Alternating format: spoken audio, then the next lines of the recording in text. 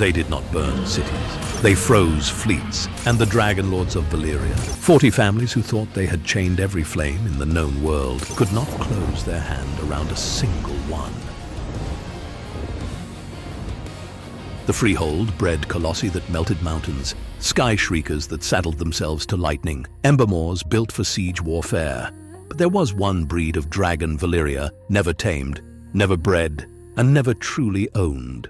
A dragon older than fire magic. A dragon the continent only remembers in children's stories now. By the end of this, you'll understand why a frost dragon was the single most dangerous thing that ever rode the northern sky. You'll hear which houses bled for the chance to claim one and failed. And you'll learn why. By the time Old Nan pulled the furs up around Bran Stark's shoulders beside the fire at Winterfell and whispered their name into the dark, the maesters of the Citadel had already quietly decided they were never real to begin with. Here is what the old scrolls agree on: a body of living ice. Many had eyes of pale blue crystal and wings slightly translucent that the moon slid through them like panes of glass, and a breath, not flame, cold enough to freeze a grown man into a standing statue in half a heartbeat. The world of ice and fire puts it plainly. These were not Valyrian dragons that happened to like winter. They were a different creature entirely, and they were many times larger than anything the Freehold ever bred. Balerion, in his prime, based on community-accepted estimates, casts a wingspan of roughly 500 to just under 600 feet. Freehold Explorer charts place a single frost dragon, a creature the records name Horfang, at over 900. The Freehold knew they just couldn't close their hand around it. To understand why a frost dragon was the most terrifying weapon the world ever watched take flight, you have to forget fire.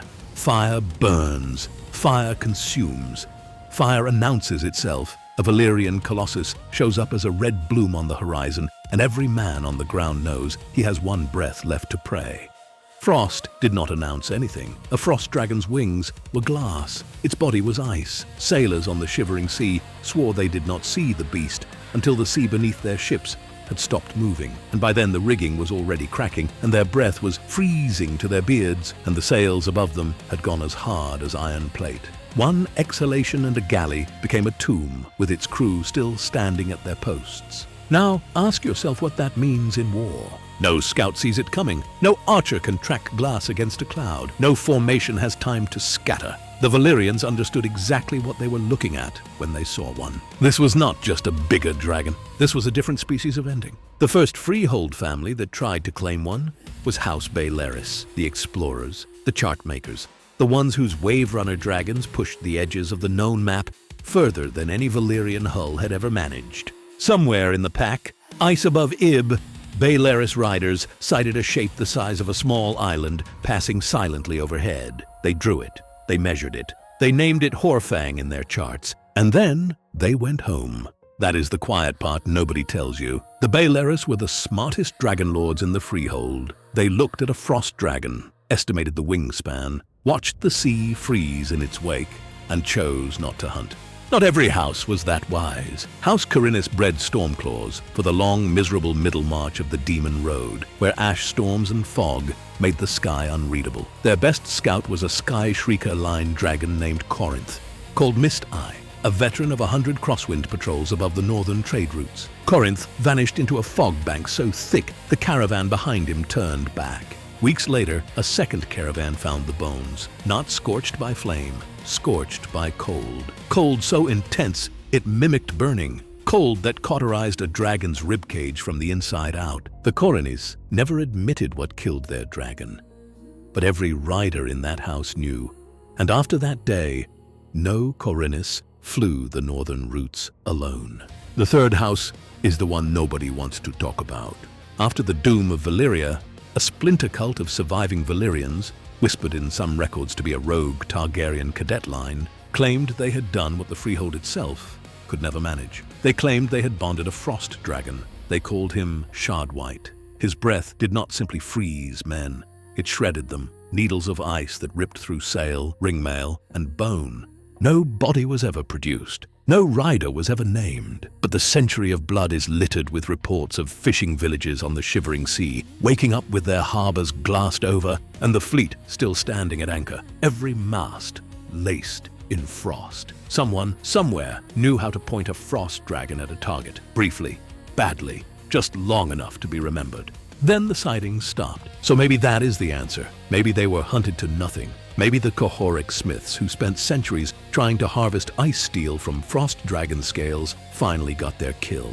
Maybe the exile cult burned through its last one on the way to whatever graveyard swallowed them. But that is not why they became legends. Here is the cruel part. Frost dragons leave no bones. Every scroll we have on them agrees on this single detail. A dying frost dragon does not fall the way a Valyrian dragon falls. He dissolves. Wings melt into translucent runoff. The living ice of his body sublimates into mist. By the time anyone reaches the crash site, there is nothing to prove the creature ever existed. Only a patch of pale frost the size of a city, and a cold that does not quite thaw. That is why Old Nan's grandchildren laughed. That is why Maester Yandel, writing the world of ice and fire for King Tommen Baratheon, dismissed them as gullible sailor talk. Because every frost dragon that ever died left no body, no skull on a maester's shelf, no trophy nailed above a mead hall door. Every frost dragon that ever lived left only witnesses. And witnesses, the Citadel will tell you, are not evidence.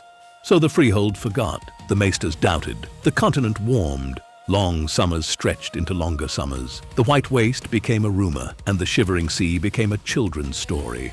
And one night, a woman beside a fire in Winterfell pulled the furs up around a small boy's shoulders and whispered about dragons made of living ice. But listen closely.